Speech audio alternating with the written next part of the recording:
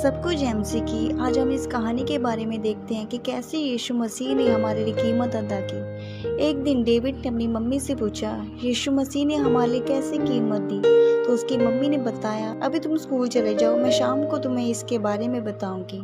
तो जैसे ही David school से घर आया तो उसकी मम्मी उसे बताना भूल गई थी। डेविड को अपने हाथों से खिलौने बनाने बहुत पसंद थे, तो उसने एक किश्ती बनाने के बारे में सोचा। उसने अपना सामान इकट्ठा किया, तो उसने धीरे धीरे किश्ती बनानी शुरू की। तो उसने एक बहुत अच्छी किश्ती बनाई। उसने उसके ऊपर अपना नाम लिखा। वो एक दिन वो अपनी इस किश्ती को पानी के पास लेकर गया। तो जैसे ही उसने अपनी किश्ती को पानी में छोड़ा तो उसकी किश्ती और पानी में बह गई। तो डेविड उसे पकड़ नहीं पाया। वो निराश होकर घर लौट आया।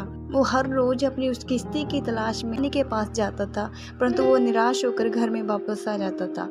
तो एक दिन जब वो बाजार में था तो उसे एक दुकान में उसकी किश्ती दिखाई दी। तो उसने दुकानदार को जाकर बोला, ये मेरी किश्ती है। तो दुकानदार ने बोला, ये तुम्हारी कैसे हो सकती है? इसे तो कोई मुझे बेच कर गया। तो डेविड ने बोला, ये मेरी किश्ती है, मेरी किश्ती भी पानी में बह गई थी। डेविड ने बोला, इसके ऊपर मेरा नाम भी लिखा हुआ है। तो दुकानदार ने बोला, अगर ये तुम्हें चाहिए तो तुम्हें इसके लिए कीमत अदा करनी होगी। तो डेविड ने बोला, क्या कीमत अदा करनी होगी?